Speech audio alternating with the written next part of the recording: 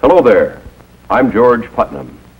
I'd like to begin with a fact, a simple yet shocking fact. It is this: a flood tide of filth is engulfing our country in the form of newsstand obscenity and is threatening to pervert an entire generation of our American children. We know that once a person is perverted, it is practically impossible for that person to adjust to normal attitudes.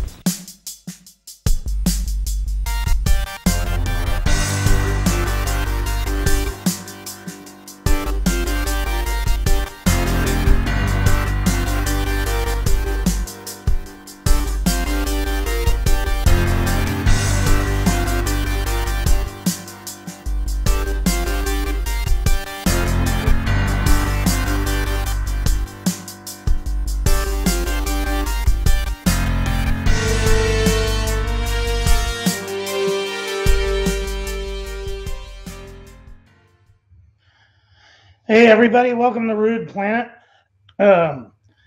Today what I have for you is a very special review. This is sort of by request. I received an AOK last week from Stevie B, and he has this idea. And let me bring this out just so you guys can see what I'm talking about.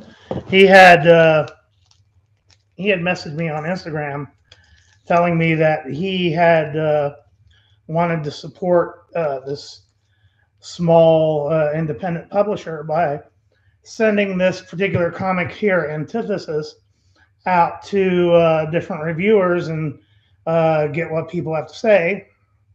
He had a whole list of rules to go with this. You know, it's like the rule is, welcome to the Brotherhood of the Traveling Comic. If you have been selected to receive this book, it is because the sender feels strongly that you will participate, enjoy, and have some fun. Rules: read the book, Antithesis, do a short review, either a YouTube video or on Instagram. Tag me, Stevie B Comics, and at @flatline_comics for Instagram, or link Inverse Press Com on YouTube and send a link on IG. Keep any extras that might be thrown in for yourself as a gift. He sent me some lovely comics to me, and I will be doing that the same to somebody. I've not chosen that yet. Send the book to another community member that you feel confident would participate along with these instructions. If you enjoyed the book, head over to their website and see what else they have to offer. As always, hashtag Stevie B sent me. So, yeah, he had sent me Antithesis, and I brought up the whole hashtag Stevie B Pimpin' because he has a tendency to really promote people in the community. And so I told him, sure, I would review Antithesis. It's from Inverse Press. As you can see, it is a nice, solid, glossy a graphic novel. And what we have here is a story about a sleepy little town that is divided in the middle. One side is dark and dreary, and the other side is bright and sunny. And there's, of course, a mystery at play with what's going on in the town. In the town, we find there are two girls in this town. We got Sammy, who lives in the dark side of the town, and Rachel, who lives in the bright side of the town. And everybody just completely acts strange strange towards these girls. But furthermore, both sides hate each other. The entire town is sort of divided down the street, sort of down the middle, just like what you see here on the cover of the book. And they don't talk with each other. You know, everybody keeps to themselves. And so you find that, you know, these girls are both reaching their 18th birthday. In fact, it's their 18th birthday as the story begins.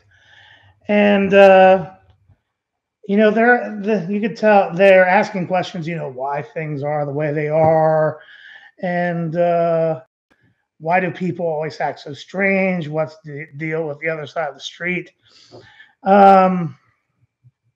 And then get some insight from some of the adults, and you find out that something else is going on, and that these girls have a larger role to play within the story. And yeah, this is very typical of the kind of story you would read with a current young adult type fiction. There's a little bit of sinister play going on. There's a little bit of mystery, a little bit of lore, and it all boils up to the big reveal. And this, as I said, this was put out by FLATLINE Comics and also known as Inverse Press. And I was looking on their website. This is like only this book is like, $10.99. So you really can't go wrong with this book, because I do have some issues with this book. But what I'm telling you is that the price of this book kind of outweigh some of the faults of it. So I mean, like for $10.99, that's like the price of 2 comics. So keep that in mind. But yeah, I mean, like it's what I would say is that this story is not bad. What we have here, I mean, like we have it's written by Erica J. Heflin, artwork by Fabian Cobos, and I want to talk about the colorist too, Zora Huerta. Erica J. Heflin, based off of what I could tell online, that she has done some work with Xenoscope, and also has done some, other independent work, and done some, digital work. And so this is, her. I don't know if there's any more of her stories or not over Inverse, but yeah, that's there's a great moody vibe that happens throughout the story. And what I can tell you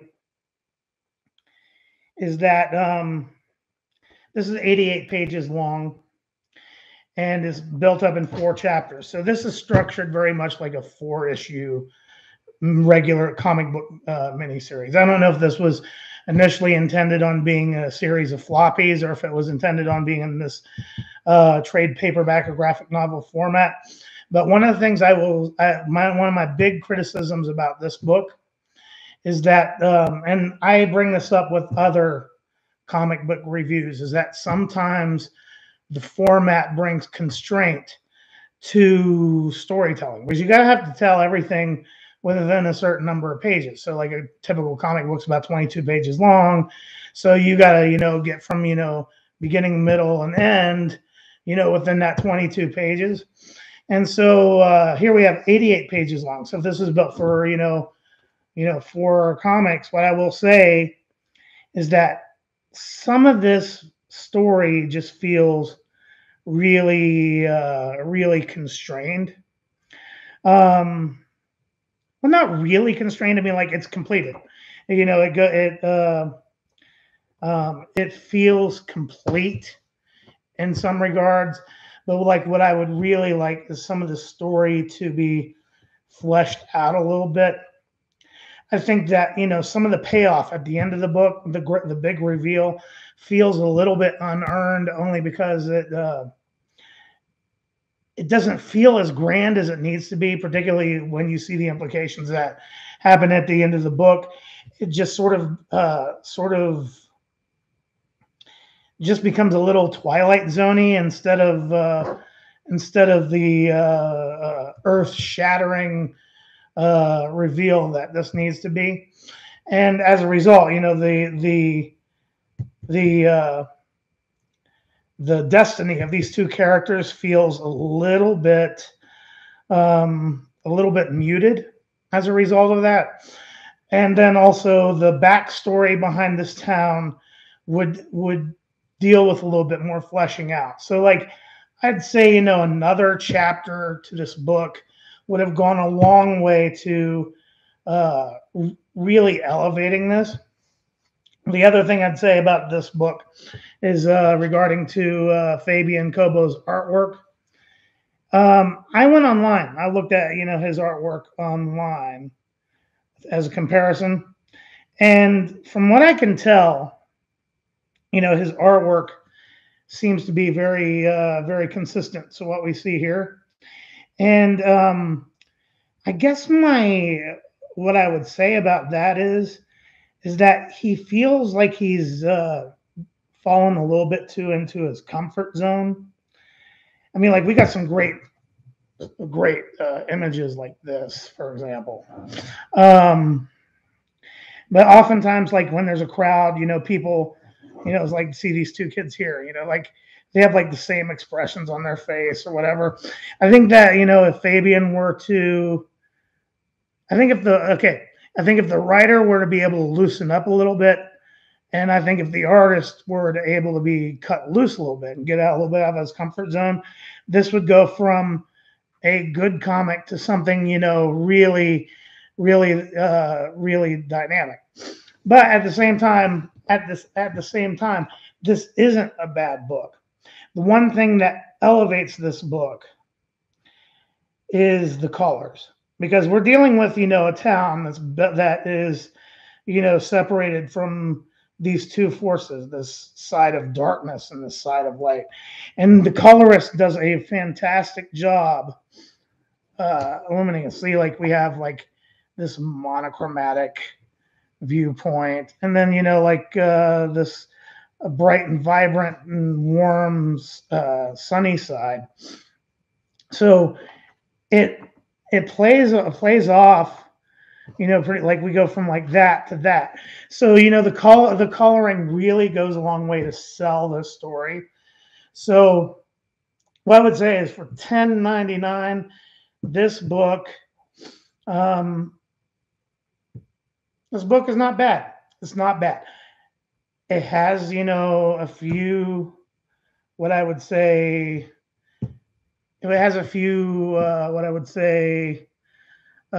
technical issues that sort of hold it back from being, really great. But at the same time, it's not bad. And for $10.99, if more releases were $10.99, like this, I've been thinking about switching over to reading floppies and reading trade paperbacks instead of floppies anyway. That would really seal the deal for me. So, what's her name? Amber. I forget your name. You left a comment on the last video. The owner of Inverse Press and Flatline Comics. Also, thank you for stopping by. Keep up the fantastic work with your company. I will definitely be keeping an eye on you, because this is a quality product. The story is there. The artwork is there almost.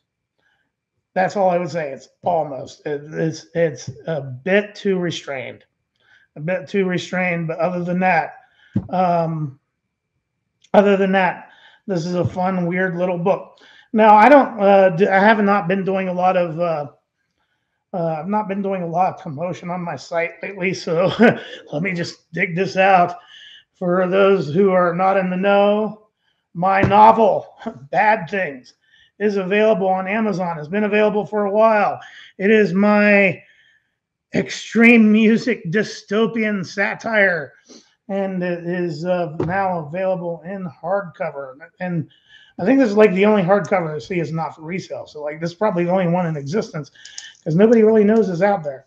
But 320 pages of madness. So look at that. Look at that. Look at that. Look at that. Ooh, look at that. That just came all out of between my friends and I. This is all out of our brains and went down on paper.